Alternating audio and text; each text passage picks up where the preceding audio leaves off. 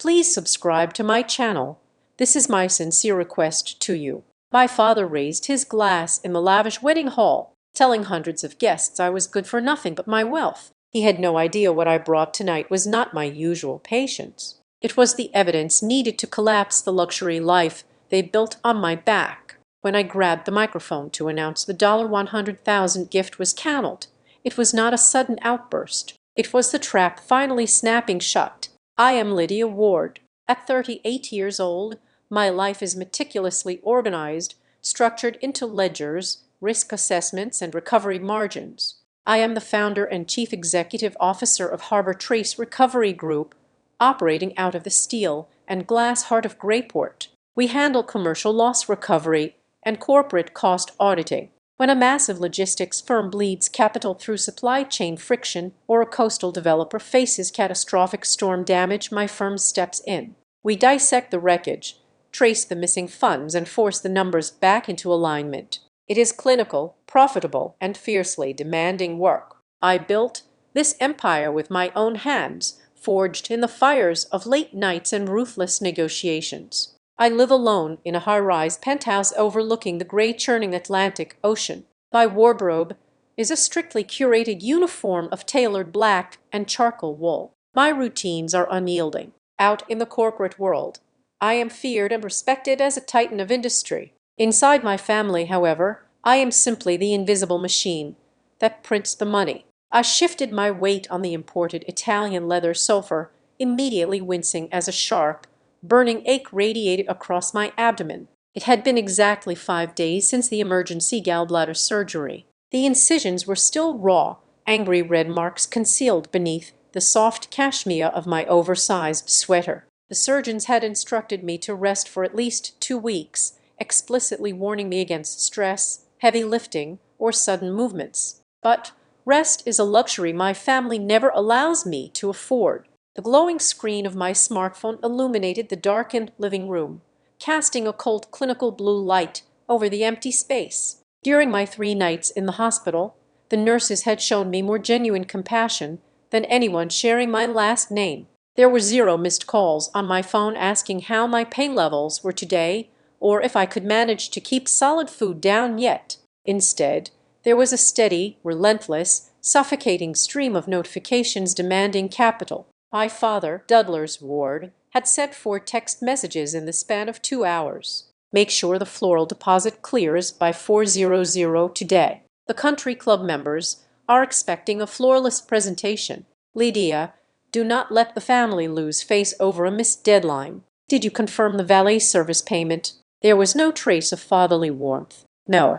How are you feeling, sweetheart? Or take it easy today. We can handle this. Dudlers is a man who breathes social currency like oxygen. He spends his days holding court at his exclusive golf club, meticulously projecting the image of a robust, wealthy, generational patriarch to his affluent peers. He plays 18 holes, smokes expensive imported cigars, and speaks in grand, booming tones about family legacy and traditional values, all while carefully, deliberately ignoring whose sweat actually pays his exorbitant membership dues. He wears bespoke suits funded by my audits, yet treats me like a mid-level accountant who is perpetually falling behind on her deliverables. Then came the barrage of messages from my younger brother. Hey Lydia, the vendor needs the wire code for the custom lighting rigs immediately. Also, Dad said you were handling the final catering balance. Let me know the minute it is done.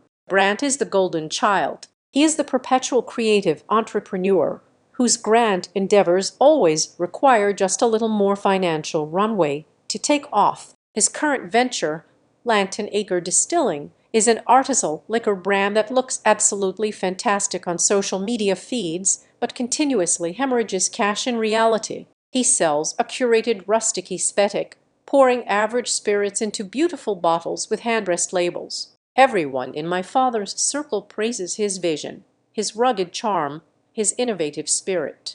No one ever mentions the precarious, crumbling balance sheets I have secretly bailed out more times than I care to count.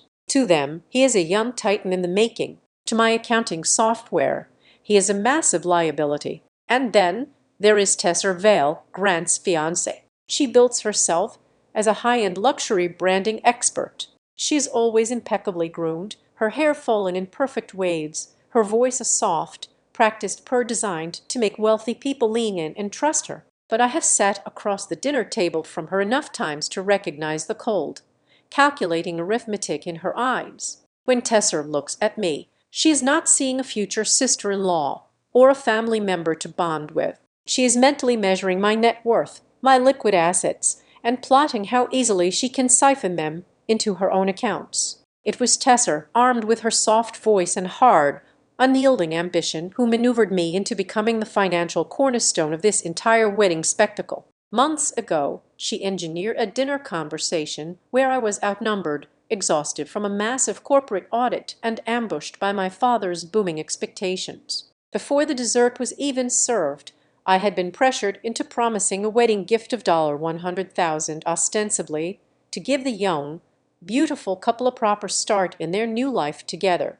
The wedding is set to take place at Belmia House, a sprawling historic estate situated on the dramatic cliffs of Ashraft Harbor. It is the kind of venue that requires a down payment equivalent to a luxury sports car. It features manicured seaside lawns, massive crystal chandeliers, and an aura of old money that my father desperately craves to associate with our family name. They are sparing absolutely no expense, importing Autof's white blooms and booking top-tier live entertainment entirely because they believe the expenses are not truly theirs to bear. They are spending my years of corporate warfare on silk napkins and artisan seafood stations. I set the phone down face down, ignoring the phantom buzzing that vibrated against the glass tabletop. The silence of my high-rise apartment felt incredibly heavy, almost oppressive.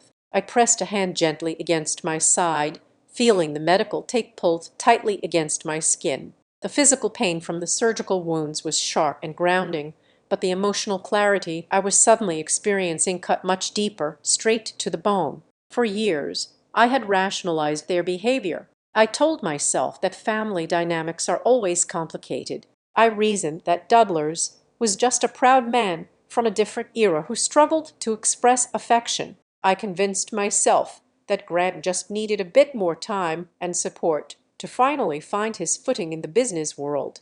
I believed my financial interventions were temporary bridges to their eventual independence. But sitting here in the quiet darkness, watching the screen light up the edges of the room with new invoice numbers and routing requests, the long-held illusion finally shattered into jagged pieces. I picked up the phone again and scrolled backward through the chat history with my father. 3 months of messages, 6 months, an entire year. Not a single solitary inquiry about my life, my business, struggles, or my physical well-being. The entire digital record was nothing but a ledger of dollar amounts, urgent due dates, and heavy-handed social obligations. I opened Grant's text thread. It was identical, just wrapped in casual slang and fake brotherly affection. I realized with a sickening hollow drop in my stomach that I am not a daughter to Dudlers Ward.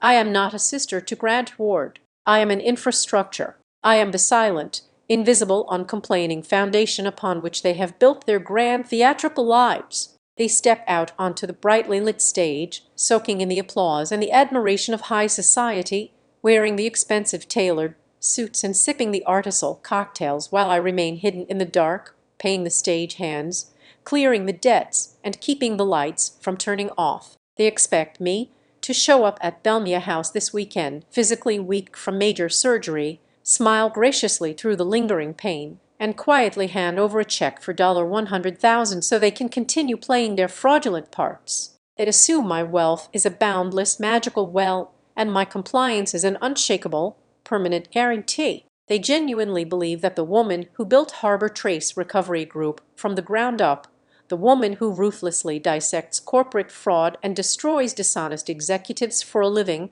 will simply close her eyes and submit to the emotional extortion happening in her own living room. Another message chimed, vibrating loudly against the glass. Tesser, this time Lydia, darling, just checking if the string quartet has been finalized and paid. We really need that sophisticated touch for the cocktail hour on the terrace. We are counting on you. I stared down at the screen. my own reflection ghosting over her demanding words. The woman staring back at me looked pale and physically exhausted, but her eyes were flinty, sharp, and terrifyingly cold. The dull throb in my abdomen seemed to pulse in perfect time, with a new dark rhythmic resolve settling deep into my chest. They wanted a chief executive officer to handle their accounts and underwrite their fantasies. They had no idea they were about to get exactly what they asked for. I locked the phone screen, plunging the room back into total unforgiving darkness. And for the very first time in my 38 years of life, I stopped trying to find excuses for the people who shared my blood. It was Thursday evening, roughly 48 hours before the ceremony was scheduled to begin. The storm outside lashed against the floor-to-ceiling windows of my penthouse, mirroring the dull, persistent throbbing beneath my ribs. I was sitting at the kitchen island nursing a cup of warm peppermint tea, trying to clear out my corporate inbox before the weekend. Among the heavily encrypted financial reports and legal briefs from my firm, a mundane notification popped up. The sender was Chloe, the senior event coordinator at Belmia House. The subject line read, "Final rehearsal video and slideshow proof." I almost deleted it. I had absolutely no desire to watch a curated montage of my brother and his fiancée pretending to be a self-made power couple, but the meticulous auditor in my brain took over. If my accounts were paying for the audiovisual setup, I needed to verify the deliverable. I clicked the secure link and downloaded the massive file. The video player opened on my laptop screen. For the first 4 minutes, it was exactly what I expected. A sweeping drone shot of the Ashraftoft Harbor coastline, followed by a slideshow of Grant and Tesser set to generic royalty-free acoustic music. There they were posing in vineyards, laughing on sailboats, holding up glasses of his artisanal whiskey. It was a perfectly packaged illusion of success. The music faded out. The screen faded to black. I reached for the trackpad to close the window, assuming the presentation was over, but my eyes caught the timeline at the bottom of the player. The total run time was just over 7 minutes. The playhead was only halfway across the bar. I paused, my finger hovering over the mouse. The screen remained pitch black, but a new distinct sound began to filter through the high-fidelity speakers of my laptop. It was not music. It was the ambient, echoing noise of a large, empty room, the grand ballroom at Belmia House. I heard the unmistakable squeak of a catering cart rolling across polished hardwood, followed by the heavy thud of a door closing, then the sharp, familiar sound of a glass bottle clinking against a crystal tumbler. My father's cough echoed off the unseen walls. The audio was raw, unedited, presumably captured by the stationary microphone left on the podium after the official rehearsal had concluded. The videographer must have walked away, leaving the recording software running, and carelessly exported the entire timeline without trimming the dead space. The floral arrangements looked cheap. My father's voice boomed, distorted slightly by the echo, but undeniably his. "Did you see the hydrangeas? I told her we needed orchids for the main tables." "It is fine, Douglas," Tessa replied. Her tone was completely stripped of the soft, breathless quality she usually employed around me. It was flat, clinical, and sharp. "We can dispute the final vendor invoice after Sunday. Right now, we just need to focus on the toast." Then, a deep, rumbling laugh from my father, a laugh that sent a sudden jagged spike of ice straight into my veins. "Just make sure you two play the part," he said, his voice dripping with casual disdain. "Only her money is useful. If Lydia shows up, smile at her until the wire clears." I stopped breathing. The pain in my abdomen vanished, entirely eclipsed by a ringing in my ears. I stared at the black screen, paralyzed as the conversation continued. "I have the folder ready," Tesser said smoothly, the rustle of heavy paper audible through the microphone. "Right after the champagne toast, while everyone is distracted by the cake cutting, I will pull her aside into the bridal suite. I will tell her it is just a temporary packet of documents. A standard formality to release the final venue holds. I have buried the guarantor signatures on page 4 and page 7. Guarantor signatures." My mind raced, pulling up every financial dictionary I possessed. "You do not need a guarantor for a wedding venue. You need a guarantor for debt. Are you sure she's going to sign it without having her lawyers tear it apart first? Grant's voice finally entered the mix. He sounded nervous, not out of guilt, but out of cowardice. Lydia reads everything. She audits multinational corporations for a living. She is recovering from surgery. Grant Tesser countered sharply. She is exhausted, heavily medicated, and she does not want to ruin your perfect day. Besides, you are the one who said she is a pushover when it comes to the family image. She is, Grant agreed, his voice growing a fraction more confident. If you put her in a position where refusing to sign creates a scene in front of the country club crowd and the investors, she will fold. She always softens when she has to protect the family honor in front of outsiders. Just hand her the pen and look stressed. The silence that followed was thick with complicity. Then Tesser dropped the final devastating piece of the puzzle. Once she signs, I will scan it straight to the underwriter at Holloway Bridge Capital with her net worth backing the application. The bridge loan for the distillery will be authorized by Monday morning. The $100,000 gift she promised is already listed as our primary collateral deposit, but the signature secures the rest of the credit line. A Bridge Capital, a premier, aggressive corporate credit fund known for issuing high-interest mezzanine debt. My brother was not just failing at selling whiskey. He was drowning in corporate debt. And they were using my wedding gift, my promised $100,000, as bait to secure a massive loan. And they planned to trick me into becoming the legal guarantor for all of it. The audio clip ended abruptly, cutting off mid-sentence as the recording equipment was presumably powered down. The silence in my apartment rushed back in, deafening and absolute. For 10 full minutes, I did not move a single muscle. I experienced a rapid, violent succession of emotions. First came the profound, breath-stealing shock. Then came the deep, burning humiliation of hearing my own father reduce my entire existence to a bank account. But the final emotion, the one that settled over me like a heavy protective armor, was pure, absolute zero cold. This was not a moment of thoughtlessness. This was not a family leaning on their eldest sibling out of desperation. This was a calculated, premeditated financial ambush. They had weaponized my sense of duty. They were planning to serve me a legally binding noose disguised as a wedding celebration. The woman who had spent years excusing their behavior died in that chair. The chief executive officer of Harbor Trace Recovery Group took the wheel. I reached out and dragged the mouse across the screen, scrubbing the playhead back to the 5-nut mark. I listened to it again and then the third time. I memorized the cadence of their voices, the exact phrasing of their deceit. I needed to ensure my mind would never be able to soften the reality of what I had heard. There would be no room for doubt, no space for forgiveness. I opened my terminal application. Working with practiced methodical precision, I downloaded the raw video file directly from the cloud server. I did not just save the clip.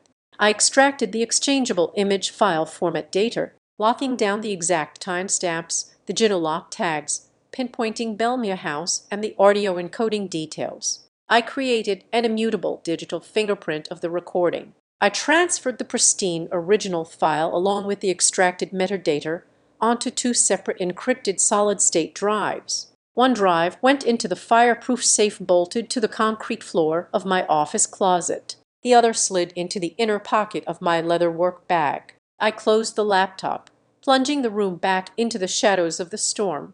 I sat in the dark, the faint glow of the city lights reflecting off the wet windows. A normal person would have picked up the phone, called her father, and screamed until her voice gave out.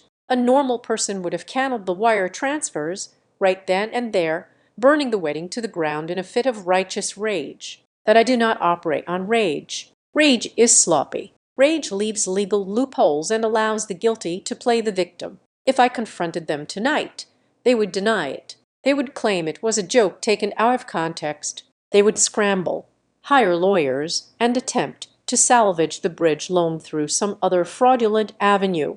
No, I would not give them the luxury of preparation. I decided right then, sitting in the total darkness of my living room, that I would not show a single crack in my demeanor. Tomorrow I would answer Grant's texts. I would confirm the floral deposits. I would let them continue to believe that the trap they had so carefully laid for the tired dutiful daughter was working perfectly. Let them build their house of cards as high as they possibly could. It would only make the collapse that much more spectacular. A heavy oak door of my apartment chimed at exactly 8:00 the following morning. I pulled my cashmere wrap tighter over my still tender abdomen and walked slowly to the foyer. When I opened the door, Grant stood in the hallway. He looked like he had just stepped out of a lifestyle magazine spread, wearing a perfectly tailored navy blazer and a crisp white shirt unbuttoned at the collar. He carried a large iced caramel latte in his right hand and a thick ox-blood leather portfolio tucked securely under his left arm. He did not bring a bouquet of flowers. He did not bring a thermos of hot soup. As he strode past me into the living room, bringing the sharp scent of expensive cologne and roasted espresso with him, he did not utter a single question about my surgical incisions, my recovery progress, or my pain management. "Morning, Lydia," he said breezily, taking a long sip of his iced drink. He dropped his tall frame onto my white linen sofa, completely oblivious to my stiff, careful movements as I sat down in the armchair opposite him. "I know you are supposed to be resting, so I will make this fast. The venue coordinator is breathing down my neck about final clearances, and Tesser is stressed out of her mind." He unzipped the leather portfolio and slid a thick stack of heavy bond paper across the glass coffee table toward me. "What exactly is this, Grant?"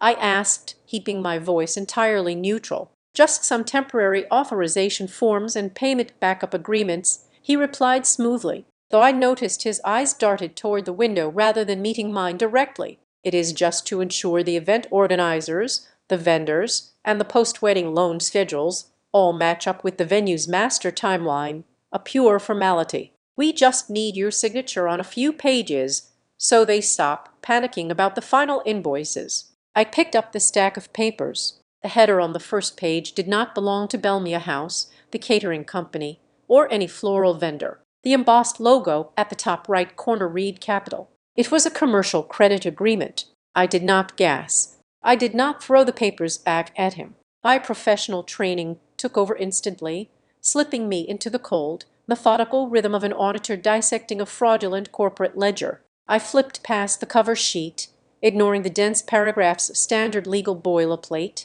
and turned directly to the execution blocks at the back of the packet. There it was at the bottom of page 14, listed under the bold heading of Primary Guarantor Assurance, was my printed name, and right above it, resting perfectly on the solid black line, was my signature. I stared at the blue ink. To an untrained eye, it was flawless. It possessed the same sharp, aggressive slant I always used. But I signed hundreds of corporate authorizations a year. I know the microscopic anatomy of my own handwriting. The loop of the letter L was slightly too wide, and the tail of the letter dragged out at a highly specific abnormal angle. It was an exact pixel-perfect replica of the signature I had used on a proxy voting form for the family trust exactly 3 years ago. Someone had scanned that old archived document, digitally isolated my signature, and expertly embedded it into this new contract file before printing it out on high-quality paper. The stroke possessed no natural pen indentation,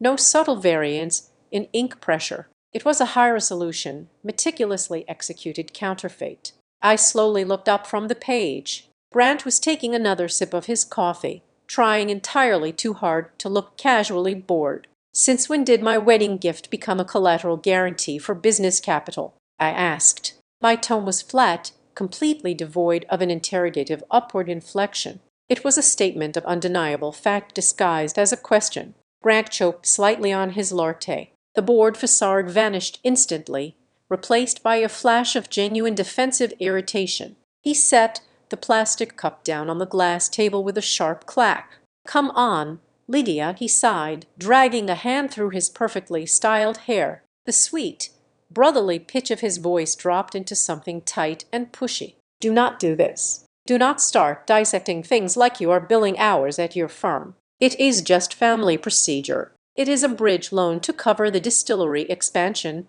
while the wedding funds clear. We are just using the promise of your gift as a placeholder. Do not turn this into some rigid legal issue." Before I could point out that forging a signature on a commercial loan document was the literal textbook definition of a severe legal issue, Brant's phone began to vibrate aggressively on the table. The caller identification displayed our father's name. Brant snatched the device up, answered the call, and immediately put it on speakerphone, setting it back down between us. It was a highly orchestrated theatrical move. "Brant, are you with your sister?" Douglas Ward's voice boomed through the small audio speaker, carrying the heavy authoritarian resonance he usually reserved for intimidating junior partners at his golf club. "I am here, Dad," Grant said, looking directly at me with a sudden surge of unearned confidence. "I am just showing Lydia the timeline documents, but she is getting stuck on the technicalities." "Lydia," my father barked,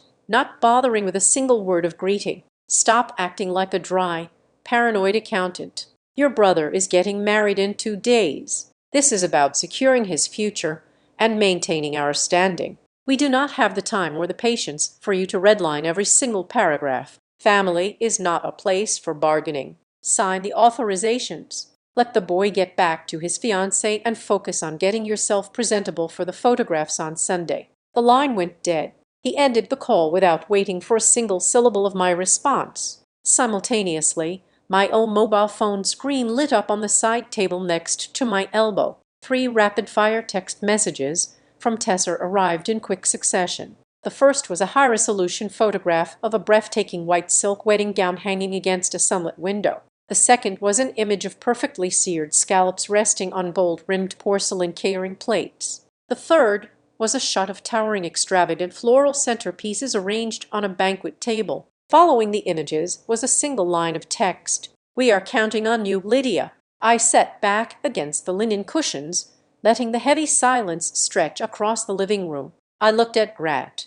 I looked at the forged signature on the heavy bond paper. I felt the dull, throbbing ache of my surgical wounds flare up again, serving as a bitter physical reminder of my current vulnerability. They were playing a highly coordinated, multi-front psychological game. Doublers provided the heavy artillery and the authoritarian guilt. Tessa provided the emotional manipulation and the aesthetic pressure. Grant was simply the delivery mechanism, the handsome face sent to collect the final prize. If I refused to sign right now, Grant would immediately snatch the folder back. They would destroy the physical evidence of the forged documents and find another, more aggressive way to corner me at the rehearsal dinner. I needed to retain physical possession of this contract.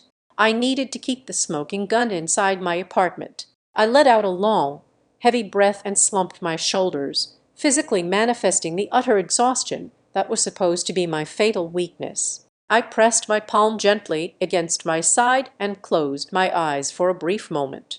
"I am just deeply tired, Grant," I said softly, injecting a slight believable tremor into my voice. "The pain medication is making my head foggy, and staring at these tiny legal fonts is giving me a migraine. Leave the folder here on the table. I will look over the vendor schedules this afternoon when I have some clarity, and I will bring the signed packet to the rehearsal dinner tomorrow evening." Grant relaxed instantly. The defensive tension drained completely from his shoulders, and a wide, victorious smile spread across his handsome face. He genuinely believed that my physical frailty and my lifelong conditioned habit of yielding to family pressure had finally won out over my sharp, professional instincts. "Of course, Lydia," he said, his voice instantly returning to that sickeningly sweet, brotherly tone. "Take your time. Rest up. I will tell Tessa not to worry about the clearances. We will see you tomorrow night."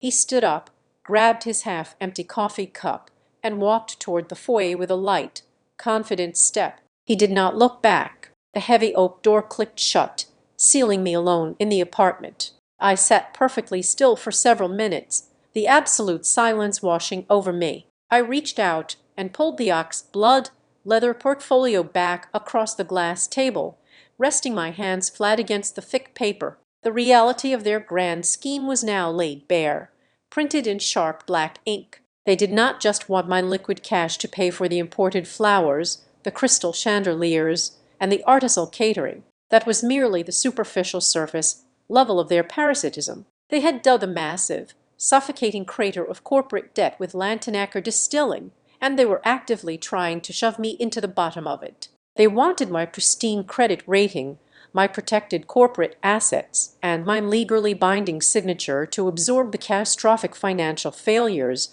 they had recklessly created. The upcoming wedding was not a celebration of love or new beginnings. It was an elaborate, glittering stage designed entirely to slip a permanent financial noose around my neck while I was distracted by the classical music and the polite applause. I picked up the forged contract, feeling the coarse texture of the bond paper between my fingertips. I did not feel hurt anymore. I did not feel a sense of familial betrayal. I felt the cold, sharp, exhilarating focus of a chief executive officer methodically preparing for a hostile, scorched earth corporate takeover. I stared at the flawless, fraudulent ink of my own signature on the commercial loan agreement, and the sharp lines suddenly blurred, transporting me back to another set of financial documents from over a decade ago. It was the same kind of heavy legal paper carrying the same suffocating weight of ruin. But back then, the disaster was entirely real, and the blood on the ledger belonged to my father.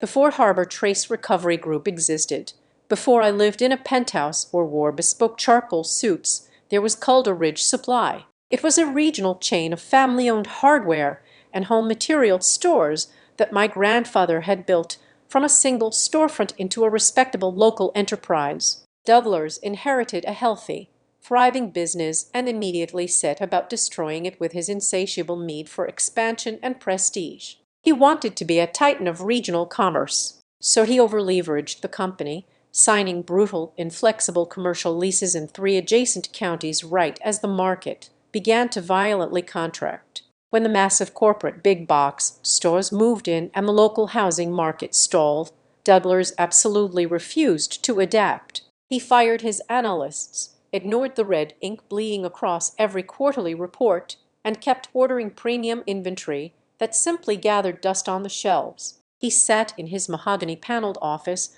swirling expensive scotch, blaming the economy, the government, and the ungrateful consumer base, entirely blind to his own bloated incompetence. When the massive debt bubble finally burst, the banks moved in with terrifying speed. I was 24 years old at the time, halfway through an incredibly competitive Master of Business Administration program at the Whitley School of Business. I was thriving.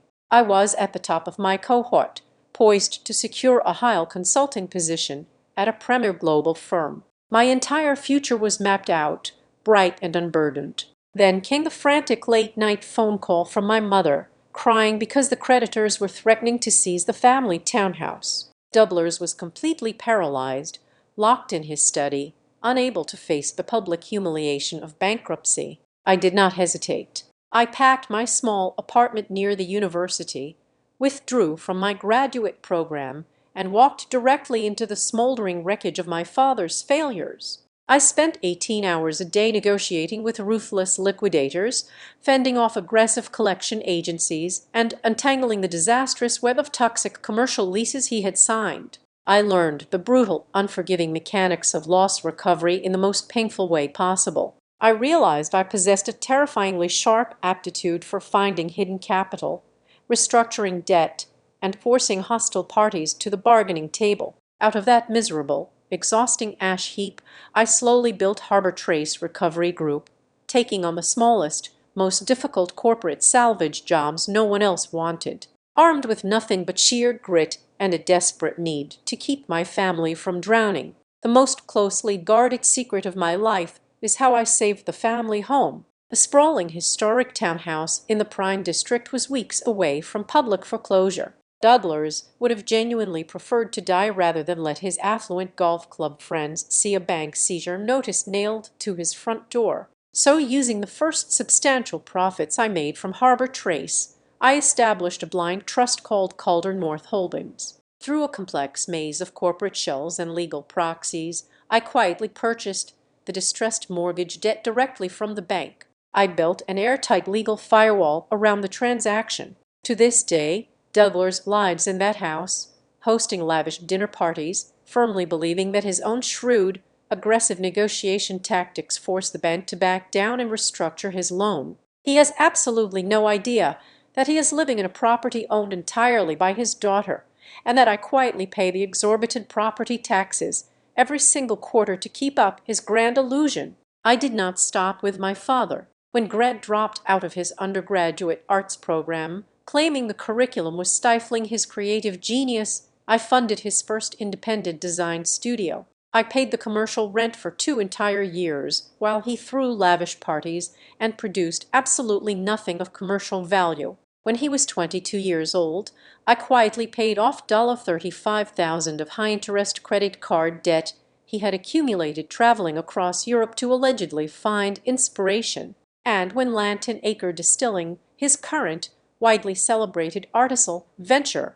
faced a silent, completely unpublicized bankruptcy 3 years ago, I injected $80,000 of emergency seed capital just to keep the production vats running and the vendors from seizing his equipment. I bled myself dry for them. I sacrificed my youth, my academic dreams, and my personal peace to build a fortress of financial security around my family. But instead of gratitude, I received a rewritten history. Douglas could not handle the profound ego injury of being salvaged by a woman, especially his own daughter. He could not reconcile his image as a traditional powerful patriarch with the reality that he was financially dependent on the child he used to ignore. So over the years, he simply changed the narrative. The Ward family mythology was systematically altered at country club dinners and social galas. Douglas would sigh dramatically and tell everyone that I lacked the discipline and the intellectual stamina for academia. He claimed I dropped out of the Whitley School of Business because I was too impatient, too hot-headed, and too obsessed with chasing dirty fast money in the aggressive corporate sector. Meanwhile, Grant's endless string of expensive failures was completely reframed. Grant was the visionary. Grant was the misunderstood artist whose struggles were merely the necessary growing pains of a true creative entrepreneur. Douglas told the world that I was a cold, calculating machine, a dry accountant who did not understand the warmth of family or the true beauty of real life. He stood in the magnificent foyer of the townhouse I secretly owned, drinking the expensive craft whiskey from the company I secretly salvaged, and looked down on me with a mixture of pity and disdain. I became the bitter, solitary spinster sister, useful only for cutting checks when the true dreamers of the family temporarily stumbled. I had swallowed that bitter pill for years, accepting my role as the silent villain in their grand fictional play. But then Tessa Vale arrived. At first, I thought her behavior was just the natural curiosity of someone marrying into a wealthy circle. But as the months dragged on, the mask began to slip during our polite Sunday brunches and forced holiday dinners. Tessa did not ask about our childhood memories. She did not ask about family traditions. She asked in her soft, practiced, perfectly modulated voice about the corporate structure of Calder North Holdings. She casually inquired if my firm carried key person insurance on my life, asking what exactly would happen to the shares if the sole founder were suddenly incapacitated. She constantly brought up the concepts of wealth preservation and estate optimization. She talked enthusiastically about the tax benefits of consolidating all family assets into a singular marital trust. After she and Grant tied the knot, she would corner me in the kitchen while pouring wine and ask highly specific, targeted questions about inheritance rights, generations skipping trusts, and whether my assets were protected against future corporate litigation. I used to force myself to brush those moments off. I told myself she was just an ambitious woman working in luxury branding who naturally thought in terms of asset management. I lied to myself, desperately wanting to believe that my brother had simply found a sharp modern partner, but sitting in my dark apartment, feeling the physical weight of the forged Holloway Bridge capital loan agreement in my hands, the last remaining veil of denial was brutally ripped away. Tessa never wanted to be a sister-in-law. She never wanted to be a member of the family. She was a corporate raider looking at the Ward family as a distressed asset ready for a hostile takeover. She had mapped the entire financial flowchart. She saw that Grant and Douglas were financially hollow, completely dependent on my hidden infrastructure. She did not want to marry Grant to build a life with him. She wanted to step directly into the asset pipeline. She wanted to isolate the primary revenue generator, me, and legally route the dividends directly into her own pockets through marriage, consolidated trusts, and fraudulent loan guarantees. She thought I was just a tired, emotionally starved workaholic who would blindly sign anything to feel like a valued member of the family. She thought my desperate need for their love would override my professional instincts. She, just like my father and my brother, had severely underestimated the kind of monster you have to become to survive in the world of corporate loss recovery. They had spent years rewriting my history to make me look weak. Now I was going to use their own arrogance to completely erase their future. The moment the heavy oak door clicked shut behind my brother, any lingering trace of familial sorrow evaporated from my chest. I did not shed a single tear. Crying is a biological response to sudden loss or overwhelming grief, but I had not lost anything of actual value today. I had merely gained complete, unvarnished visibility into a hostile operation. The tired, recovering sister vanished entirely, replaced by the chief executive officer of Harbor Trace Recovery Group.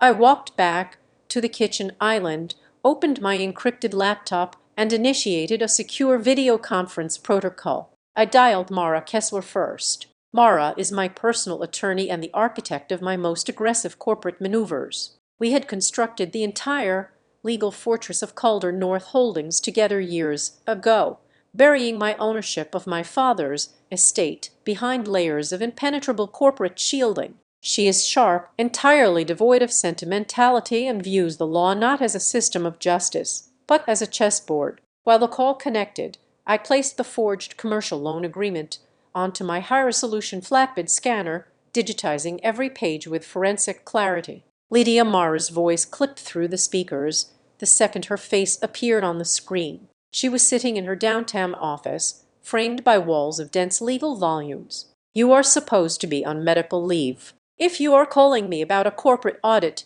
I am hanging up." "I am not calling about a client," I replied, my voice steady and cold. "I just sent a heavily encrypted file to your secure inbox. It is a commercial credit application from Holloway Bridge Capital. Review the guarantor execution block on page 14. Mara's eyes darted off-screen to her secondary monitor. The silence stretched for exactly 2 minutes, broken only by the rapid clicking of her mouse. When she finally looked back at the camera, her expression had shifted from mild annoyance to sharp, predatory focus. "This is your signature," Mara stated, though it was not a question. "But the baseline alignment is digitally rigid. The ink saturation lacks standard pen pressure gradients. Someone lifted this from an old document and pasted it onto this execution line. It is a highly sophisticated composite." "It is," I confirmed. "My brother just hand-delivered it to my apartment under the guise of venue authorization forms for his wedding this weekend. He expects me to bring the physically signed packet to the rehearsal dinner tomorrow evening." "This is not a family misunderstanding," Lydia Mara said, leaning closer to the camera. "This is a deliberate, premeditated act of severe civil forgery. If this document is submitted to Holloway Bridge Capital, it constitutes criminal wire fraud and bank fraud." "I am perfectly aware," I said. "Hold the line. I am bringing Ellis into the conference." I tapped the screen and dialed Ellis Ban. Ellis is a financial forensic investigator who frequently contracts with my firm to dismantle complex corporate insurance fraud rings. He is a man who can track a single stolen dollar through a dozen offshore shell companies in his sleep. His video feed popped up a moment later. "Boss," Ellis said, sipping from a massive ceramic mug, "tell me who we are hunting today." "I need a comprehensive, expedited financial autopsy," I instructed, my tone shifting into pure operational command. "Target 1 is Lanton Acre Distilling, owned by Grant Ward. Target 2 is Tesser Bale, operating as an independent luxury brand consultant. Target 3 is Douglas Ward. I need to know exactly where their cash flow is bleeding, and I need it in the next 4 hours." "Give me the thread to pull," Ellis said, his fingers already flying across his keyboard. "Look into a pending mezzanine debt facility at Hay Bridge Capital," I directed. "They are using my promised wedding gift of $100,000 as the primary collateral deposit to secure a much larger line of credit. I need to know the exact size of the crater they are trying to fill." I left the video bridge open, muting my microphone as I began to draft the preliminary cancellation notices on my own terminal. For the next 3 hours, my apartment felt like a corporate war room. The physical ache in my side faded entirely into the background, suppressed by a massive surge of pure, calculated adrenaline. I was no longer a victim waiting for the axe to fall. I was the executioner sharpening the blade. At exactly 2:00 in the afternoon, Ellis unmuted his microphone. His face was grim, illuminated by the harsh light of a dozen spreadsheets open on his monitors. "It is a blood bath, Lydia," Ellis reported, shaking his head. "Lanton Acre Distilling is not just taking on water. It is sitting at the bottom of the ocean. Brant has hundreds of barrels of aging inventory that he cannot move. He is severely delinquent on his primary glass supplier accounts, and he owes tens of thousands of dollars in back taxes. He needs a massive cash injection by the Tuesday following his honeymoon, or the entire operation defaults and his equipment gets seized by creditors." "And the bridge loan from Holloway?" Mara asked sharply. "Holloway issued a preliminary approval yesterday," Ellis confirmed. "But it is entirely contingent on Lydia acting as the secondary guarantor. They factored her net worth into the risk assessment. Without her signature on that specific execution block, the entire credit line collapses instantly." "What about the bride?" I asked, staring at the screen. "What is Tesser hiding?" Ellis let out a dry, humorless chuckle. "Tesser Vale is a walking liability. Her boutique branding agency is currently embroiled in a sealed arbitration process with a former hospitality client. She blatantly misappropriated roughly $50,000 from a campaign budget to fund her own lifestyle expenses. The arbitrator ordered full restitution.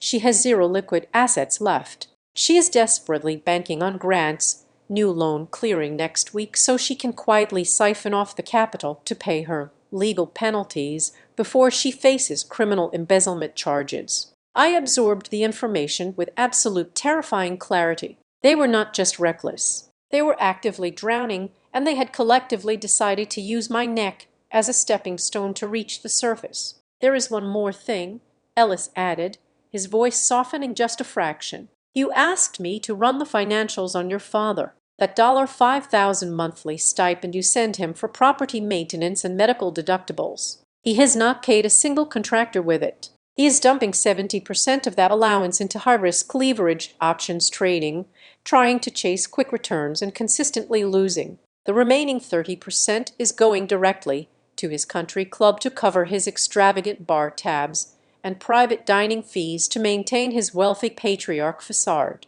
The final piece of the puzzle locked into place. The complete, unadulterated truth of my family was laid out in columns of red ink and fraudulent contracts. "All right," Mara interrupted, bringing the focus back to the immediate legal threat.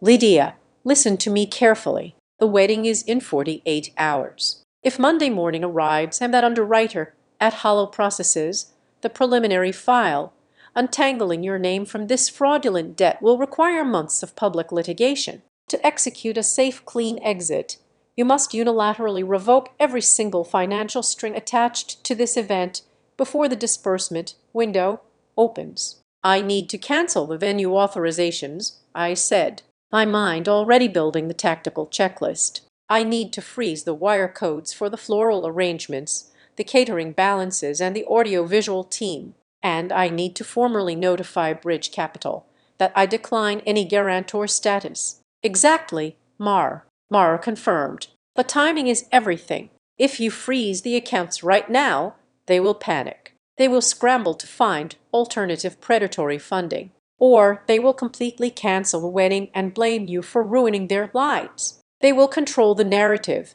I am not going to let them control the narrative," I stated quietly, leaning back in my chair. I looked at the forged signature resting on my desk. I thought about the audio recording locked in my safe, featuring my father laughing as he instructed them to keep me smiling until the wire cleared. I thought about the decades of emotional manipulation, the rewritten history that painted me as a failure, and the sheer breathtaking audacity of trying to steal my financial identity while I was recovering from surgery. I was not going to quietly cancel the checks from the safety of my office. I was not going to send a polite legal cease and desist letter. They had spent my entire life using my money to build a magnificent, brightly lit stage for themselves while keeping me hidden in the shadows. It was only fitting that I finally stepped out onto that exact same stage to burn it down. "Mara," I said, my voice cutting through the digital silence of the conference call, "draft the revocation notices for every single vendor. Draft the official denial of credit authorization for Holloway Bridge Capital, but do not send them yet. Put everything on a delayed encrypted send protocol. When do you want the legal triggers pulled?" Mara asked, a faint trace of professional respect coloring her tone. "I will give you the exact hour tomorrow," I replied, a cold, calculated calm settling permanently into my bones. "I need to choose the perfect moment. I want the maximum amount of witnesses. I want the destruction of their financial facade to be public, irreversible, and entirely legal." I closed the laptop, cutting the connection. The apartment was silent again, but the suffocating weight of familial obligation was completely gone. I stood up, ignoring the faint twinge in my side, and walked toward my closet to select a tailored suit for the rehearsal dinner. I was going to give them exactly what they wanted. I was going to show up, smile, and play my part perfectly right up until the exact second the trap snapped shut. I walked into the Juniper Room at exactly 2:00 in the afternoon. The establishment is a highly exclusive, invite-only tasting lounge nestled deep within the historic financial district of Greyport. It is a place constructed entirely of dark mahogany, tufted leather wing-back chairs, and the heavy, intoxicating scent of aged oak and expensive bourbon. Grant frequently uses this specific room to host prospective investors, treating the prestigious backdrop as a substitute for actual business acumen. Today, he had requested we meet here under the guise of finalizing the weekend itinerary over a light lunch. I did not arrive wearing the oversized, forgiving sweaters of a recovering surgical patient. I wore a sharply tailored dark gray wool suit, a crisp white silk blouse, and a pair of polished leather heels. I had taken a very specific dose of pain medication an hour prior, perfectly calibrated to numb the burning sensation in my abdomen without dulling my cognitive reflexes. When I stepped through the frosted glass doors and approached their secluded corner booth, the visual impact was immediate. Grant and Tesser were already seated, leaning intimately over a small marble table. When they looked up and saw me, the relaxed, victorious smiles completely vanished from their faces. They had mentally prepared to handle a frail, exhausted woman easily molded by guilt. Instead, they were suddenly staring at the chief executive officer of Harbor Trace. "Lydia," Grant said, his voice faltering slightly as he hurriedly stood up to pull out a chair for me. "You look incredibly well. I thought you were strictly resting at home." "I found my second wind," I replied smoothly, taking my seat and declining the menu the waiter immediately offered. I ordered a simple glass of sparkling water with a twist of lemon. It is amazing what a little clarity can do for the healing process. Tesser narrowed her perfectly lined eyes for a fraction of a second before her face melted back into that familiar practiced mask of warm luxury. She reached across the table, her manicured fingers brushing the sleeve of my suit. "We are just so relieved you are feeling stronger, darling. We really hated bothering you with all the chaotic administrative details yesterday." I let the waiter place my water on the table, took a slow, deliberate sip, and set the crystal glass down. I looked directly into my brother's eyes. "Speaking of administrative details, Grant," I began, my voice pitched in a low, even tone that easily cut through the ambient jazz music playing in the lounge. "I received an automated compliance email this morning. It was a standard congratulatory notice from the underwriting department at Holloway Bridge Capital welcoming you to their lending portfolio. It also explicitly thanked me for my participation as your primary guarantor. Why would a commercial lender possess the impression that I am backing your corporate debt when I have never agreed to such a thing?" The color drained out of Grant's face with a speed that would have been comical under different circumstances. He opened his mouth, but no sound came out. He looked exactly like a cornered animal. Before he could completely collapse, Tesser smoothly intervened. She did not flinch. She simply shifted her weight, commanding the space with the ease of a woman used to spinning corporate disasters into brilliant marketing narratives. "Oh, Lydia, please do not let an automated banking error stress you out. Tesser laughed, a light, musical sound that held absolutely no warmth. It is just a matter of smart capital structuring between family members. These terms are incredibly fluid. Grant's broker was simply running preliminary models to see how the interest rates would adjust if we temporarily linked our financial profiles to secure the best possible terms for the distillery's expansion. There is absolutely nothing to be tense about. Smart capital structuring, I repeated, letting the syllables roll around in my mouth as if tasting something deeply bitter. You submitted my financial profile to a high-yield credit fund without my consent simply to model an interest rate. Is just business modeling, Lydia, Tesser insisted, her tone growing a fraction firmer, patronizing me as if I were a confused intern. Once the wedding is over and the accounts are merged, this strategic leverage is going to secure everything. It guarantees the new production facility and, frankly, it even secures the deposit on our honeymoon villa in the Mediterranean. We are also building a massive immersive brand experience space for Lantern Acre. We just need the baseline capital to flow smoothly next week. She had slipped in her desperate attempt to sound like a visionary. She had freely admitted the truth. The commercial loan was not just for distillery equipment. They were planning to use the fraudulent debt to fund their luxury, vacation, and vanity projects.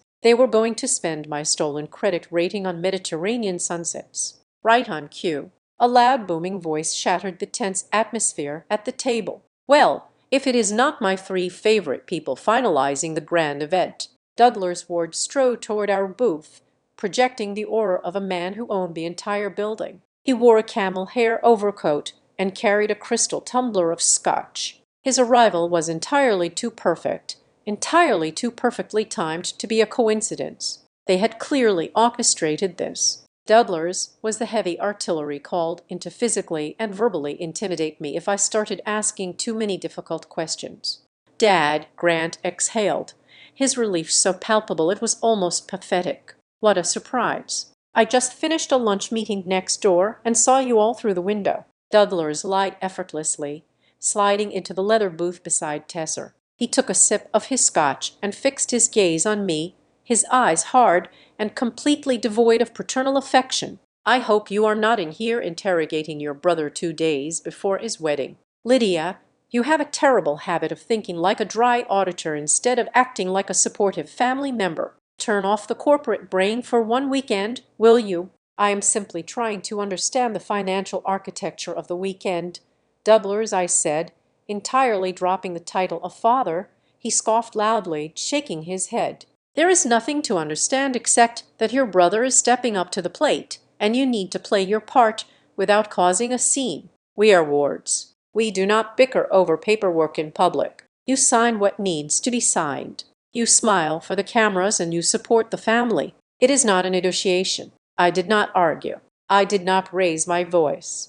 I simply let my eyes drop to the marble table. Grant had placed his smartphone face up next to his water glass. When the screen illuminated with a new notification, the privacy settings failed to hide the content of his inbox. I could clearly read the subject line of the open email resting at the top of his screen. It was from the lead underwriter at Hay. The text read, "Final disbursement schedule. Monday morning wire authorized pending final venue sign-off." They had already scheduled the theft. They had completely bypassed my consent, forged the documents, and set the timer for the Monday immediately following the wedding, assuming I would be too tracked by social convention to stop them. Beneath the table, entirely out of their line of sight, I held my own phone in my lap. I unlocked the screen using my thumbprint. I opened the encrypted messaging application linking directly to Mara Kessler, keeping my face perfectly composed, maintaining a blank, attentive expression toward my father's lecturing. I typed out 2 short sentences without looking down. "Freeze everything. Notify lender no authorization." I tapped the send button. A digital command shot through the cellular network, instantly triggering the absolute destruction of their entire financial house of cards. Mara would execute the holds. The vendors would be locked out. Holloway Bridge Capital would immediately red flag Grant's account for suspected fraud. The silent guillotine had just dropped, and none of them sitting at the table had heard the blade fall. I slipped the phone back into my pocket and took a deep, steadying breath. I placed both hands firmly on the marble table and slowly stood up, smoothing the front of my charcoal jacket. I looked at the three of them. Douglas, radiating arrogant authority; Tesser, calculating and hungry; Grant, weak and complicit. "You are absolutely right, Douglas," I said, allowing a faint, perfectly polite smile to touch my lips. "Family is not a place for negotiation. I will see you all at the rehearsal dinner tonight, and I promise you I will be at the wedding tomorrow exactly on time." I turned and walked out of the Juniper room, leaving them completely secure in their arrogant belief that the trap they built for me was functioning perfectly. They had absolutely no idea that they were the ones locked inside the cage. The rehearsal dinner took place in the intimate coastal dining room of Belmere House. The space was illuminated entirely by hundreds of tall, flickering gold candles, casting long, dancing shadows against the dark oak-paneled walls. Waiters in pristine white jackets moved silently between the tables, pouring exceptionally expensive vintage Bordeaux into crystal goblets. To anyone else, the atmosphere would have felt incredibly luxurious, a perfect celebration of high society, romance, and familial warmth. To me the air felt thick, heavy, and utterly suffocating. It was a beautifully decorated trap. Every smile flashed in my direction, every polite compliment from my father's wealthy friends felt like a heavily weighted transaction. Halfway through the main course, Douglas stood at the head of the main table and tapped a silver fork against his glass. The room fell into a revered silence. He launched into a polished theatrical speech, playing the role of the benevolent, successful patriarch to absolute perfection. He spoke of Grant's brilliant creative vision, painting him as the shining star of the Ward family legacy. He described Tesser as the missing piece to their perfect puzzle. Then, predictably, he turned his attention toward me. He did not praise my company. He did not mention my recent surgery or my recovery. Instead, he painted me as the peculiar, difficult daughter. He told the crowd I was our family's resident workhorse, a woman who preferred the cold comfort of a balance sheet over the warmth of a real life. The guests chuckled politely. He was systematically diminishing me in front of the room, framing me as an emotionally stunted financial machine so that my monetary contributions would seem like my only redeeming quality. I took a slow sip of my water, keeping my expression perfectly neutral, and analyzed my immediate surroundings. Tesser had personally designed the seating chart, and her tactical intentions were blindingly obvious. She had not placed me with the extended family or the childhood friends. I was seated at a small circular table near the exit, flanked by two highly specific individuals. On my left sat the lead event coordinator for Beller House. On my right was a man introduced earlier as a regional director for Holloway Bridge Capital. It was a physical pincer movement. Tesser wanted me boxed in by the exact people waiting for my signature, assuming the social pressure of sitting beside them would force my hand when she finally presented the forged documents. Between the salad course and the entree, the event coordinator leaned in close. I could smell the sharp peppermint on her breath. Failing to mask the deep stress of managing a massively over-budget event, she lowered her voice to a conspiratorial whisper. She asked if I could verbally confirm the routing instructions for the imported floral archway and the last-minute premium seafood bar upgrades. She explicitly stated that several major vendors were threatening to pack up their equipment in the morning if the final ledgers were not balanced tonight. The sheer volume of unpaid invoices resting entirely on my shoulders was staggering. I offered her a polite, non-committal nod, assuring her that all outstanding balances would be addressed before the ceremony began. It was technically the truth. As dessert was being served, Grant abandoned his place of honor and sauntered over to my table. He held a bottle of vintage Pinot Noir, pouring a generous measure into my glass with a practiced, charming smile. He leaned against the back of my chair, playing the role of the devoted younger brother checking on his sibling. He asked if the noise was too much for my recovery. I assured him I was fine. Then, bolstered by the wine and his own inflated ego, he became entirely too comfortable. He leaned down and whispered that I would not have to worry about supporting him much longer. He casually mentioned that on Monday morning, right after he and Tesser boarded their flight for the honeymoon, he was going to publicly announce a massive new funding round for Lantern Acre Distilling. He called it a game-changing influx of institutional capital. He was so arrogant, so entirely blind to his own incompetence, that he was bragging to me about the very corporate debt he was currently attempting to steal using my forged signature. Grant wandered away, only to be immediately replaced by Tesser. She glided over in her elegant silk evening gown, a vision of bridal perfection. She placed a warm, entirely fake hand over mine. After a few minutes of hollow small talk about the table's settings, she casually shifted the topic. She asked if I would mind doing her a tiny, seemingly insignificant favor. She requested that I forward my original email promising the $100,000 wedding gift to her new personal assistant. However, she specifically asked me to retype the body of the message using an older, more formal communication template we had used years ago regarding a family trust distribution. She claimed it was just for her meticulous wedding scrapbook to keep the aesthetic of the family documents uniform. It was a pathetic, transparent lie. She desperately needed a digital paper trail that matched the exact font, spacing, and rhetorical style of the forged Holloway Bridge Capital guarantor documents. The air in the room became too dense to breathe.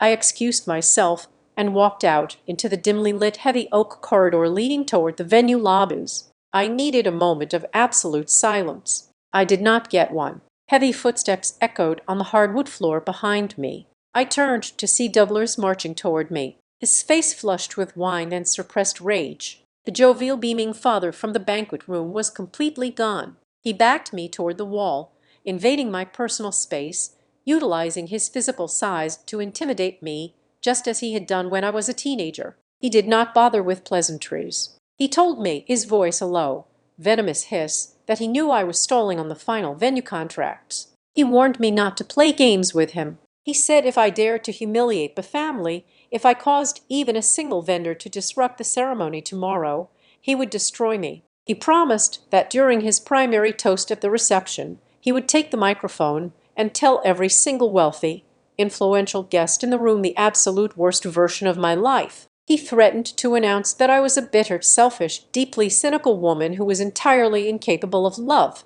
He would tell them I was not a complete woman, that I had no husband, no children, and nothing to offer the world except cold, hard currency. He promised to publicly brand me as an unnatural, jealous spinster trying to ruin her own brother's happiness out of pure spite. I stared up at the man who had sired me.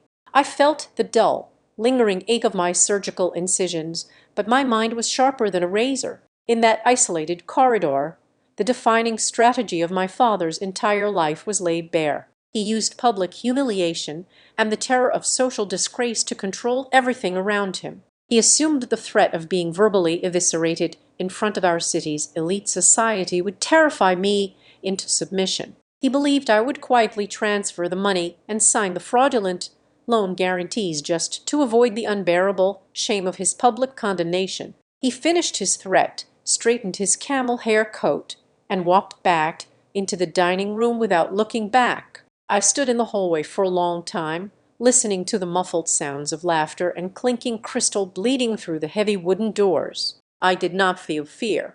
I felt an absolute, unshakable conviction.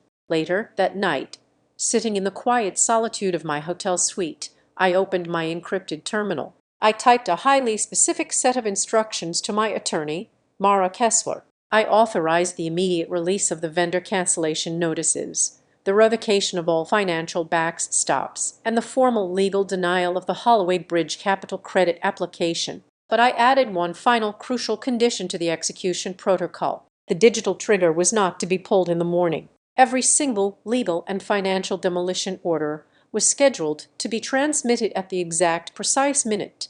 My father stood up to deliver his grand toast at the wedding reception. He wanted to use the microphone as a weapon. I was going to let him pull the pin on his own grenade. The grand ballroom of Belmia House had been transformed into a grotesque, breathtaking monument to financial hemorrhage. Thousands of Atoff's white orchids cascaded from the vated ceilings, creating a dense canopy of forced luxury. 3 massive crystal chandeliers rented at an exorbitant daily rate cast a brilliant, fractured light over a sea of bespoke tuxedos and designer silk gowns. A 12-piece live orchestra occupied a raised stage in the corner playing sophisticated classical arrangements of modern pop songs. The premium open bar was fully stocked with top-tier spirits, including towering displays of Grant's artisanal whiskey, which were being poured generously by bartenders earning double their usual hourly rate. The guests mingling on the polished mahogany floor looked less like attending a wedding and more like the board of directors for a coastal private equity firm celebrating a ruthless corporate merger.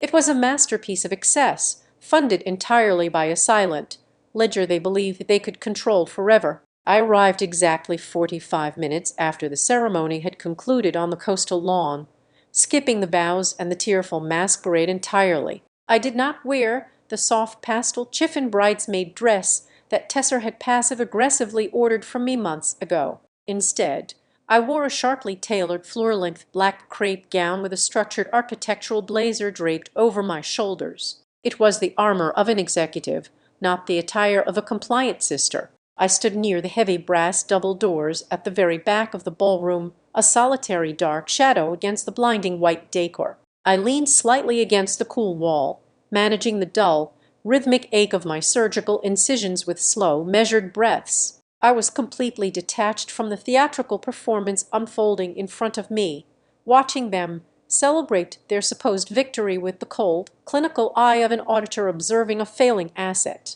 The orchestra abruptly silenced as the matry chimed a crystal glass. The crowd instinctively parted, forming a wide, expected semicircle around the polished center of the dance floor. Douglas strode out into the middle of the room, bathing in the warm, perfectly angled spotlight. He held a sleek cordless microphone in his right hand and a tall flute of vintage champagne in his left. He looked magnificent, every inch the wealthy established patriarch he desperately pretended to be. He began his speech with the practiced, booming cadence of a seasoned politician. He spoke grandly about the Ward family legacy, painting Grant as a brilliant, trailblazing visionary who was taking the artisanal spirits industry by storm through sheer willpower and creative genius. He called Tesser a radiant, flawless addition to our lineage, the perfect, supportive partner to stand beside a young business titan. The crowd applauded warmly, swallowing the fictional narrative without a single question.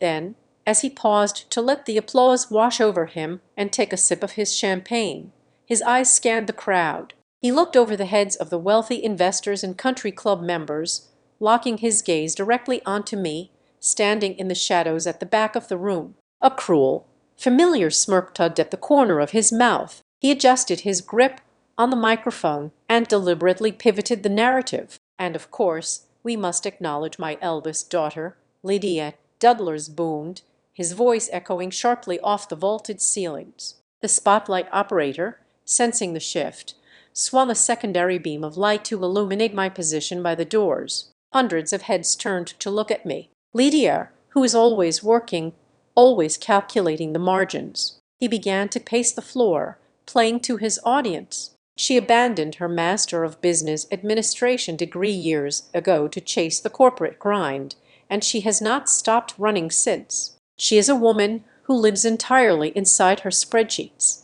She does not have a husband to dance with tonight. She does not have the time to learn how to live softly or gracefully like a normal woman. He let out a loud booming chuckle, raising his glass slightly higher, leaning into the microphone to ensure every single syllable carried maximum weight. But ladies and gentlemen, we love her anyway because at the end of the day, at least her money is useful. A wave of laughter rippled through the massive ballroom. It was a complex, ugly sound. Some guests chuckled nervously out of sheer awkward politeness, unsure how to process the sudden hostility. Others, the ones who fed on social cruelty and country club gossip, laughed with genuine open malice. A few simply assumed it was a standard, tasteless joke traded among the ultra-wealthy, a bit of eccentric family banter. Douglas stood there, soaking in the laughter, firmly believing he had just successfully executed his ultimate threat. He thought the public humiliation would pin me to the wall, forcing me to quietly sign the forged loan documents to buy back my dignity.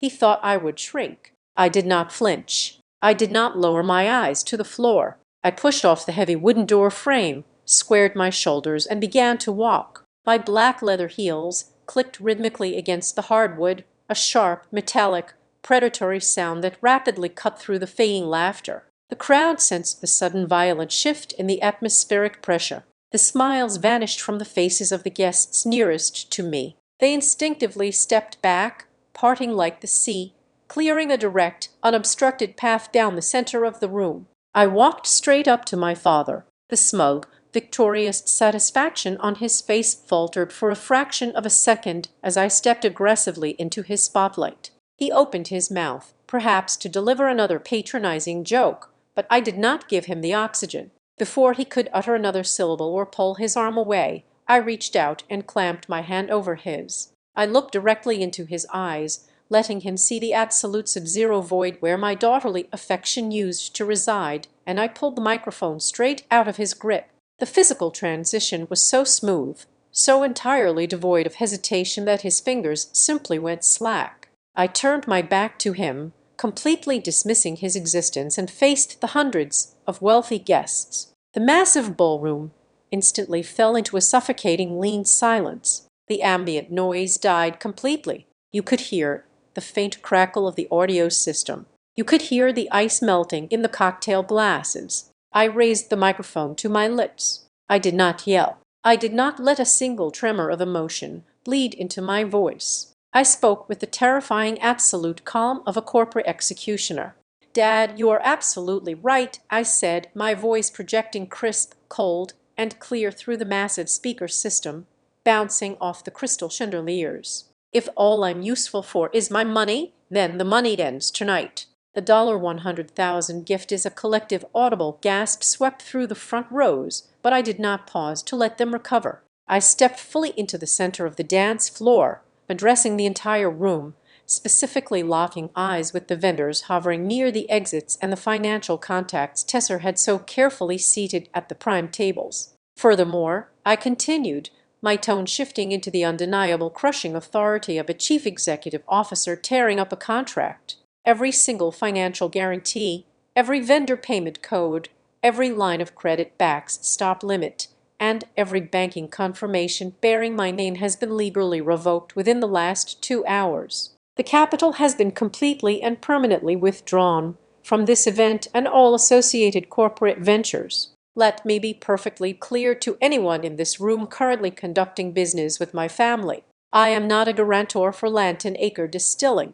Any commercial loan documents, bridge credit applications, or asset confirmations currently circulating that utilize my name or my copied signature are completely fraudulent. The grand illusion shattered with the force of a physical explosion. Tesser bolted upright from her chair at the head table so fast she knocked her crystal water goblet onto the floor. It shattered into dozens of pieces, mirroring the violent destruction of her plans. Her face twisted into a mask of sheer, unadulterated panic, completely abandoning her carefully crafted, soft bridal elegance. Grant remained absolutely frozen in his seat, his jaw slack, his face drained of all color. His eyes were wide with the sudden paralyzing realization that he was standing at the edge of a cliff, and I had just pushed him over behind me. Dudlers turned the color of old ash. The vintage champagne flute trembled so violently in his hand that the pale liquid spilled over the rim, staining his immaculate tuxedo jacket,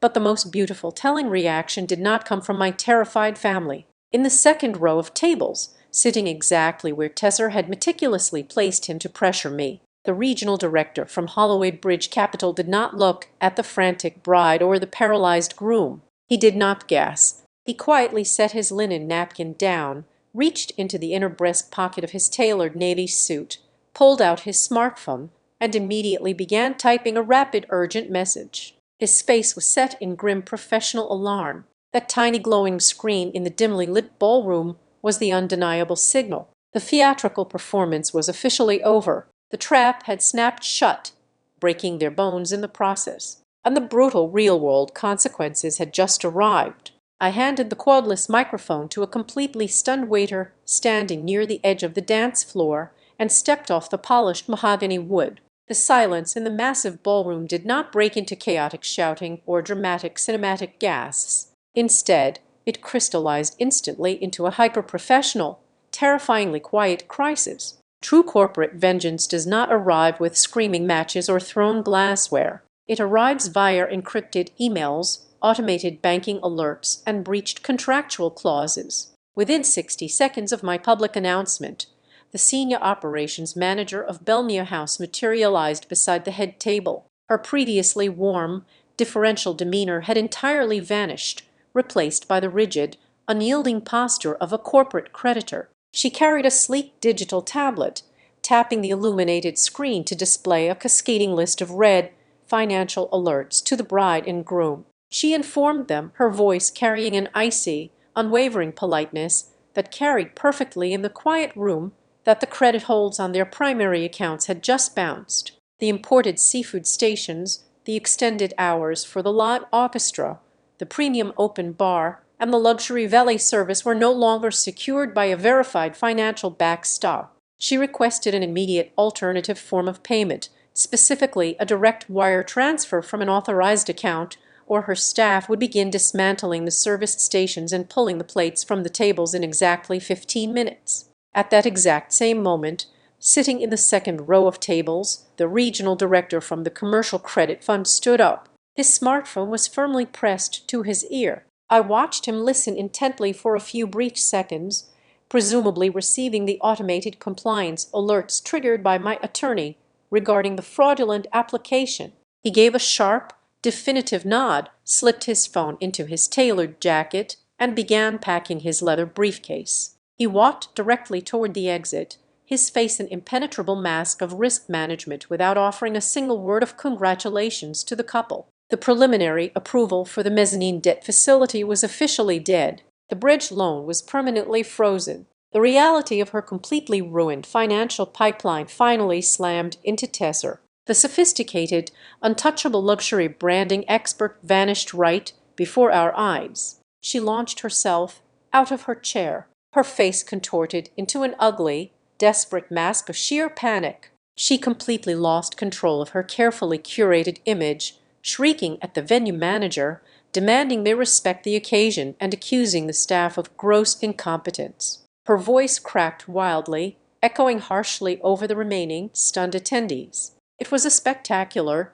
unhinged loss of social control. Around the room, the affluent guests did not look away in polite, wealthy embarrassment. They leaned in. I saw dozens of smartphones discreetly raised from the tables. Hide camera lenses focused directly on the screaming bride in her ruined white gown. The social currency they valued so highly was completely evaporating in real time, recorded and destined to be disseminated across their exclusive networks by midnight. Before I could reach the heavy brass doors to exit the ballroom, a hand clamped down hard on my bicep. Douglas spun me around, attempting to drag me into a secluded, shadowed alcove near the coat check. His face was a mottled, unhealthy purple, his breath coming in shallow, ragged gasps. He leaned in close, his voice a frantic, venomous hiss, ordering me to stop destroying our family in front of the entire world. He demanded I call my legal team immediately,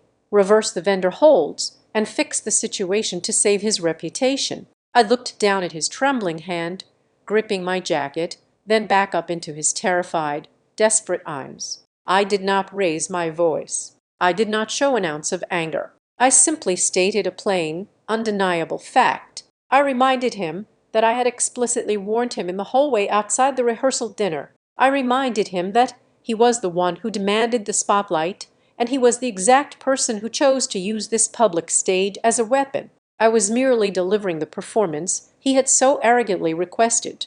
I pulled my arm completely free from his weak grasp and walked out into the cool, dark coastal air, leaving the reception to collapse under its own fraudulent weight. As my private car drove me back to the city limits, my phone began to vibrate relentlessly, filling up with frantic, fragmented audio messages from my brother. Grant was finally seeing the entire unvarnished picture of his own ruin. For months, he had been living inside a comfortable, insulated delusion, believing his artisanal brand was simply experiencing a minor temporary cash flow issue. Now forced to confront the ruthless venue managers and the angry vendors without my checkbook acting as a permanent shield, the sheer staggering magnitude of his debts became undeniably real. He confessed in his second breathless voicemail that the extravagant Mediterranean honeymoon, the immersive brand experience space, the comprehensive new marketing packages, and every single wedding upgrade were entirely dependent on the assumption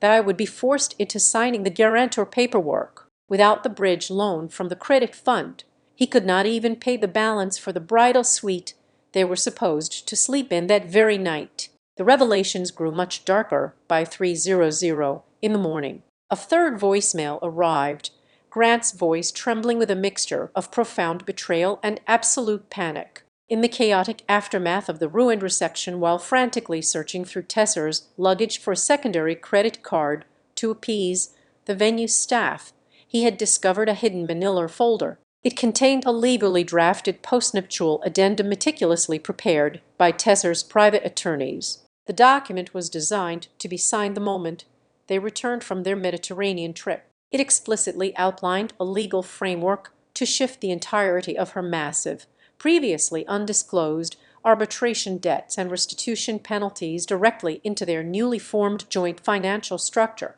She had never planned to share in his visionary success. She had meticulously planned to legally bind him to her own financial ruin. In his blind panic, Grant had confronted our father in the hotel lobby, only to unearth an even deeper layer of betrayal. Doublers, backed into a corner by his son's screaming accusations, confessed the secret side deal he had brokered prior to the wedding. He admitted he had privately promised Tesser a significant formalized voting bloc within the supposed family trust and a direct say in all future asset allocations. The price for her seat at the table was her strategic assistance in permanently pushing me out of the long-term financial decision-making process. They had formed a unified predatory alliance to bleed me dry, only to turn around and actively conspire against one another the moment my capital was removed from the equation. By the time the sun rose on Monday morning, the corporate fallout hit them with the precision of a synchronized military strike.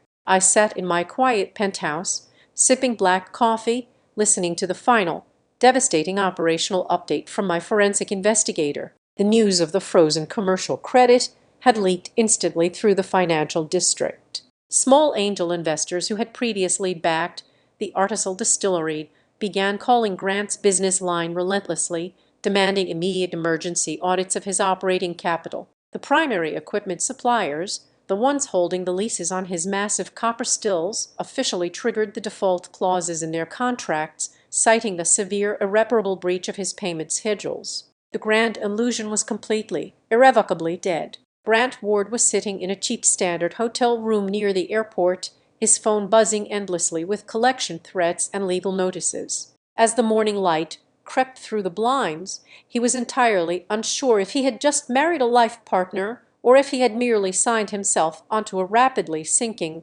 catastrophic liability dressed up in white silk and beautiful, expensive floral arrangements. Exactly 10 days after the spectacular collapse of the wedding reception, my father made his final desperate attempt to reclaim his lost power. He could not accept that the silent machinery of his life had permanently shut down. In a move of staggering arrogance, Doublers filed an emergency civil injunction against me. His attorneys drafted a ridiculous petition claiming detrimental reliance, demanding that I legally fulfill my verbal promise of the $100,000 wedding gift and accusing me of causing intentional reputational damage to the Ward family name. He forced all of us into a mandatory closed-deed or a dispute resolution session, firmly believing he could use the intimidation of a formal legal setting to bully me back into submission. We convened in a sterile glass-walled conference room at a neutral arbitration firm in the center of the financial district. Doublers sat on one side of the long mahogany table, flanked by Grant and Tesser. Tesser looked pale and deeply exhausted, her designer facade cracking under the weight of her looming personal insolvency. Grant simply looked hollow. I walked into the room accompanied only by Mara Kessler. I did not come to argue. I did not come to trade emotional insults. I came to permanently close the ledger using the only language they could no longer manipulate: facts, timelines, and irrefutable documentation. The mediator, a retired circuit judge, read the preliminary claims. Doublers immediately launched into a rehearsed narrative of paternal betrayal, painting himself as the victim of a cruel, capricious daughter who had maliciously ruined the most important day of her brother's life. He demanded the immediate release of the funds, arguing that the social contracts of family were binding. I did not raise my voice to interrupt him. I simply looked at Mara, who unclasped a thick black leather binder. Mara did not address the mediator. She looked directly at Dublers's legal counsel. She began laying out a meticulously organized sequence of printed emails, digital forensic reports, and blown-up visual aids. She presented the metadata extracted from the Holloway Bridge Capital Credit application. She showed the exact Internet Protocol addresses and the precise timestamps indicating when the document was altered. Then, she placed a high-resolution, side-by-side comparison of the signature on page 14 next to a proxy form from 3 years ago. "What you are looking at is not a family misunderstanding," Mara stated, her voice as cold and sharp as cracked ice. "It is a digitized pixel-perfect replication of my client's signature executed without her consent to secure commercial debt. It is a textbook example of severe civil forgery and attempted bank fraud." Dudlers's attorney shifted uncomfortably in his chair, suddenly realizing his client had lied to him about the nature of the dispute. Dudlers, however, tried to bluster his way through it. He slammed his hand on the table, claiming the documents were just draft proposals and that I was intentionally taking family business out of context to avoid paying my fair share. I reached into my briefcase and placed a small, sleek digital audio player onto the center of the mahogany table. I pressed the play button. The raw, unedited audio from the rehearsal dinner echoed through the silent conference room. Every single person at the table heard my father's booming, distorted laugh. They heard Tesser calmly discussing how to bury the guarantor clauses on page 7. And they heard the undeniable damning instruction from my father's own mouth. "Only her money is useful. If Lydia shows up, smile at her until the wire clears." The recording clicked off. The absolute silence that followed was heavy enough to crush bone. Every single moral defense, every claim of family loyalty, and every ounce of my father's fabricated patriarchal dignity instantly evaporated. He sat frozen in his expensive chair, staring at the small black device as if it were a live explosive. "But that is not the reason we are here today," I said softly, leaning forward and lacing my fingers together. I shifted my gaze away from my father and looked directly at my brother. "The forgery and the insults are in the past. We need to talk about the future of Lantenacre Distilling." Grant swallowed hard, refusing to meet my eyes. 72 hours ago, I continued, my voice perfectly level, my private holding company, Calder North Holdings, initiated a quiet corporate acquisition. I bought the distressed primary commercial debt attached to your distillation equipment directly from your suppliers. I paid pennies on the dollar because you were in catastrophic default." Grant's head snapped up. Tesser physically recoiled in her chair, her eyes widening in sheer terror. "That means I am no longer just your sister." I told him, "I am your primary secured creditor. I legally own the copper stills. I own the aging barrels. If I file the paperwork currently sitting in Mara's briefcase, I can seize your entire physical operation by 5:00 this afternoon and liquidate your brand to recoup my investment." Grant looked like a man who had just been handed a terminal diagnosis. He opened his mouth to beg, but I held up a single hand to stop him. "I am not going to crush you, Grant," I said quietly, "but I am offering you a singular non-negotiable choice. You will publicly cooperate with my legal team to permanently correct all fraudulent financial records. You will sign a legally binding separation of liabilities, ensuring Tesser's prior arbitration debts never touch any corporate structure bearing the Ward name. You will drop the luxury brand ambassador facade, sell the expensive loft, and you will learn how to actually run a business from the ground up under the strict oversight of an independent financial controller that I appoint."